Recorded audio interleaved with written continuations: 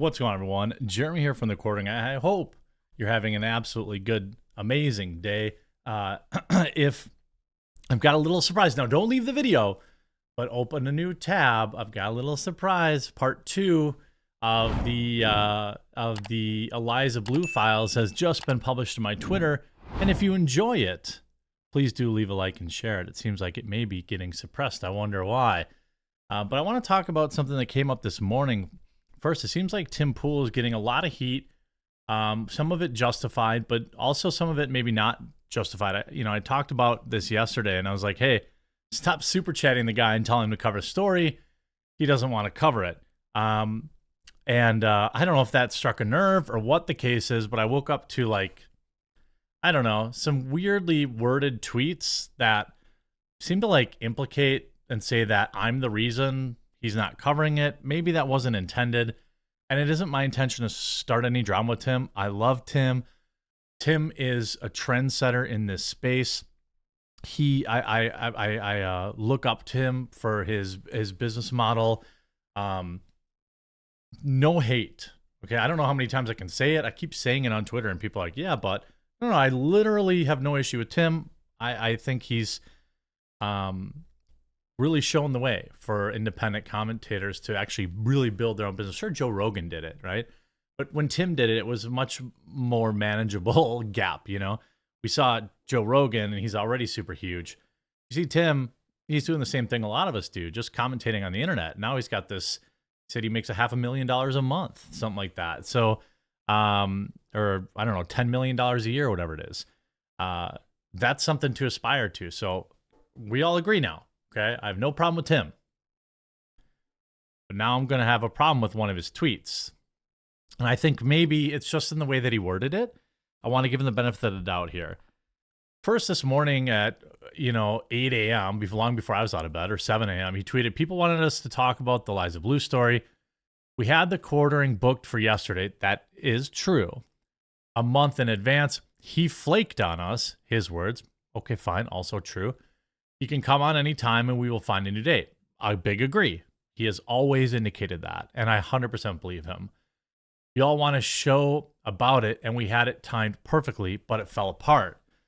Now, that part I think is a little weird. It's like implying that I'm the reason they're not talking about it and that they were just waiting for me to come on to talk about it, which I don't believe. I was booked over a month ago, long before any of this stuff was booked. But then he said, yeah, maybe this will trick Jeremy into coming to the show and bringing some commander decks. So, like, I don't think Tim's mad at me, but I think a lot of my viewers read this as like, yo, why are you throwing Jeremy under the bus? Like, and I said before that, like, traveling is a big deal for me. I'm a big guy. I get wicked bad travel anxiety.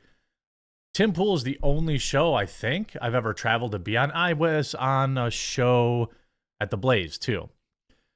But, like, I don't travel twice, okay, in 10 years. I can't sleep for days ahead of time. I get panic attacks when I travel.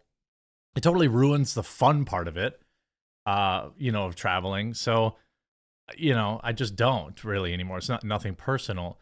But Tim was getting, shredded by viewers, I guess. There's nothing weird here. I don't have any problem with, Tim covering it or not covering it. I think it's an awesome grift, like, that he just doesn't cover it. And then all my viewers are super chatting him thousands of dollars telling him to cover it. It's a great grift. But then he put out this tweet too. It was a little kind of heartbreaking again. Like, again, he kind of feels like he's throwing me under the bus a little bit, saying we had quartering booked for last night and he bailed on us. I was not booked to talk about Eliza Bleu. I was booked a month ago. Okay. So again, I don't like being used to, like, if you don't want to talk about it, don't talk about it. Okay. Why are you using me to, like, dump on people? Like, I don't know. I don't understand it. And on top of that, we find out now that apparently his employee, I don't know who this is, Shane Cashman, I just followed him on Twitter. Apparently he's a journalist for them, or maybe he's a journalist for hire or something like that. that he has deployed to meet up with Eliza Bleu and do the research. So I don't know why he didn't just tell his viewers that he's looking into it, which I think he did. The backlash, by the way, I've never been happier. Have you seen this? Trending Eliza Bleu, trending with Elizabeth Warren. Oh my God, it's so funny. But like, Timmy, come on, man. Like, I think maybe you might be throwing me under the bus here a little bit, and you don't have to. Like, bro, you said you have a reporter deployed, and I obviously believe you, and we'll talk about that in a second. So why not just say that? Like, it didn't work out with Jeremy. We have somebody, we literally paid somebody to go spend time with her and report on it. Why drag me? Why bury me twice? I have already said that my appearance, I flaked on it. I didn't get back to your booker in time. That's the God's honest truth. The extra layer of that is I always get really nervous about booking trips because I get anxiety about it. And I have another trip already in February that I'm already panicking about now. Like, I want you to know how bad my travel anxiety is. I'm already packed for a trip that is many weeks away. And I will, like, I don't even care. Like, I'm not embarrassed about admitting my weaknesses or my, things that I struggle with. Like, I will obsessively pack and unpack a half a dozen times between now and when I have to leave. I will walk around the house, pacing around the house, doing mental checklists, opening my luggage, checking, make sure I got it. And it's just for a short trip.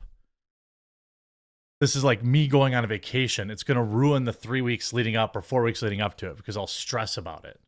Okay, this is why I haven't gone on a vacation in 12 years. I'm not saying that, I'm just saying, like, I have my reasons for being a flake, but it is true that I flaked about it. And then he said, if spending thousands on travel and accommodations for a multi-leg reporting trip and even booking Jeremy, me again, you didn't book me to talk about Eliza Bleu, man. Come on. It's not fair. Isn't enough. I'm ready to call it and just save the money at this point. Maybe we can use it to cure some people's blindness. Oh, he deleted it. He deleted it. Okay. All right. All right. And he deleted that one. Okay. Well, all right. So maybe it was just a moment of weakness and rage. He literally just deleted it in real time.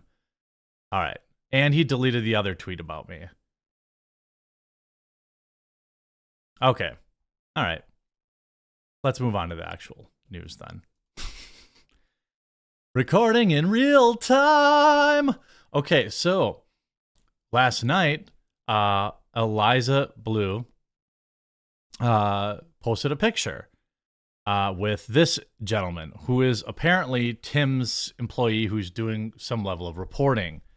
And, he's an embedded reporter with her. So, like, it's interesting. I think that'll be an interesting report. I hope I assume if he's like the real deal, he's done the research, he understands, what people are actually questioning. He's been several days there. She also wrote, I think that Elon Musk is a great person. I don't have anything negative to say about him. No kidding. He doesn't do favors for me. Okay, maybe. I don't know. I'm saying it because it's true. He's a good person, but he also doesn't do favors for me. I also don't ask him to do favors for me. If I was going to ask a favor from Elon Musk, I would ask him to make humans a multi-planetary... Oh, you're simping for him even in your deflection? She then writes about Tim Pool's reporter. I wasn't going to say anything about... Oh, his name Shane Cashman. I don't know if I mentioned that before. He's a writer for Timcast. Spending a few days with me, but the information was made public, so here we are. January is National Trafficking Prevention Month. It's a busy time for survivors, advocates, and others in the movement. I was busy, still am. I've been working. I understand that folks have concerns. I have concerns as well. Everyone wanted me to talk. I was working. It wasn't my time to talk. I was listening. I still want to talk. I still want to listen, but I'll talk. I guess the question is, are you ready to hear what I have to say? I think people are very interested. I also want to be very clear that, I don't believe that this person is inherently doing something wrong or doing, evil on purpose. I hope. I certainly believe at least at some point there was something that, bad that happened to her. And maybe that's why she acts the way she does now. But I think at this point, you've got to kind of go out there. Now, you've spent 3 days with a reporter crafting your response. So it'll be interesting to see, why you were, again, censoring people through, you were clearly using your connections at Twitter to deplatform creators for posting fair use image. Now that it's reached critical mass and you're literally trending, this is probably her dream come true. But, I think nobody wants you to stop helping people. She says, I'm going to say this last thing because it's on my heart. If you're trying to get me out of the way to pull down Elon Musk, what? Nobody's doing that.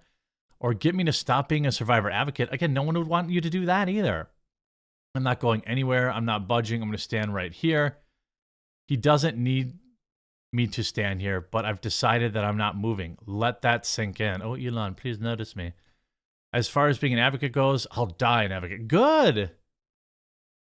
I don't think anyone wants you to stop being an advocate. I just think people are like curious, concerned about the, I'll show you this, and if you enjoy it, or if you I'm going to cover it in a separate video.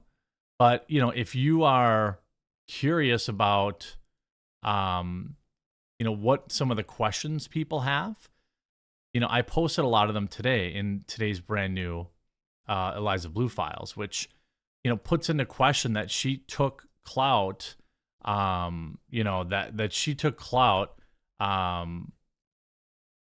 claiming that she had removed spicy images, images that everyone would want removed, but it wasn't. So read through this thread if you haven't yet, and give it, if you appreciate it, definitely give it a like and retweet.